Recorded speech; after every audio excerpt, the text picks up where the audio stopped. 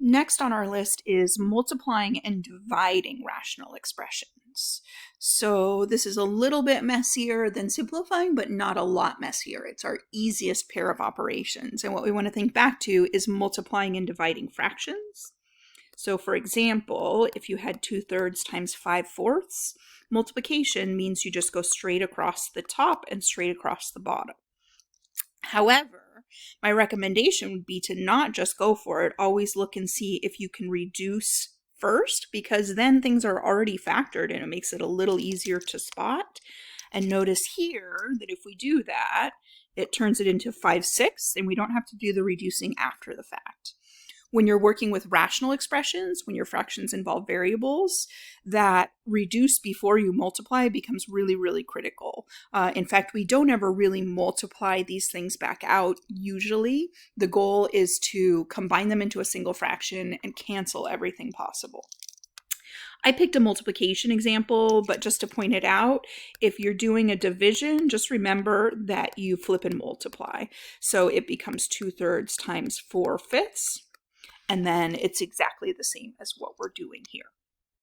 Okay, so for this example, I would just start factoring. So the 4m cubed minus 16m, it's always interesting when we hit two terms like that.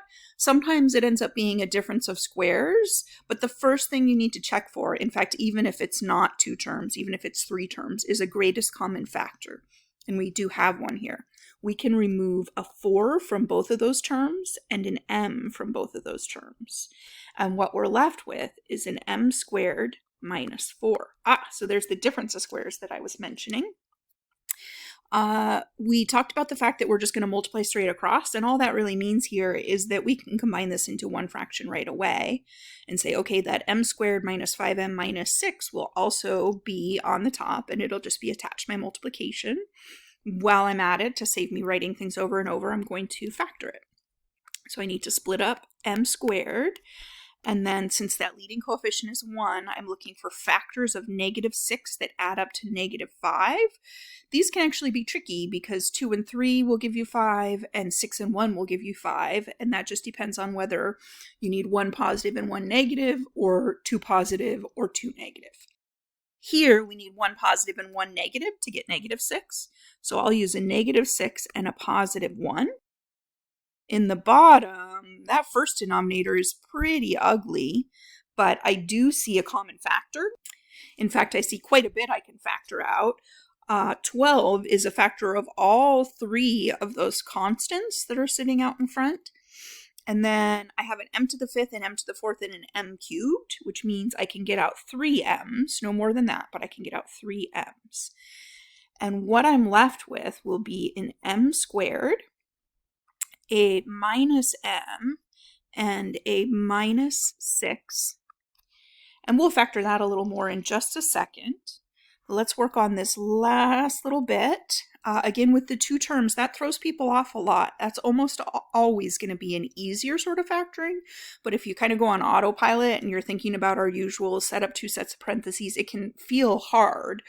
What we need to do here, again, is just factor out a common factor, which is m. And that'll leave us with a single m and a minus 2. Okay. We could start doing a little bit of canceling now. Sometimes I just save it all up until the end, and it's fine if you want to do that. But it's also fine if you notice, well, I can just wipe out one of those m's. Make sure you're wiping out a factor. You can't just snag this m in here and say, I'll cancel that out. It's attached by subtraction. So if you want to cancel, you either have to cancel the entire m minus 6 or don't cancel it at all. The other thing I can see right now is that I can actually cancel out a 4. Oh, I said 4 and it made me write it wrong. I can cancel out a 4, which will leave me with a 3 on the bottom. Sometimes I can talk and write at the same time. I also need to finish off some factoring. I'm not actually quite done with those two, so let's go ahead and work on that right now. The 4 and the m are gone. M squared minus 4 becomes m plus 2, m minus 2, and I also have the m minus 6 and the m plus 1. I hope I get to get rid of some of these, but so far I'm stuck with all of them. On the bottom, I have a 3 and an m cubed still hanging out in front. The m squared minus m minus 6 needs to be further factored if possible, and I think it is possible.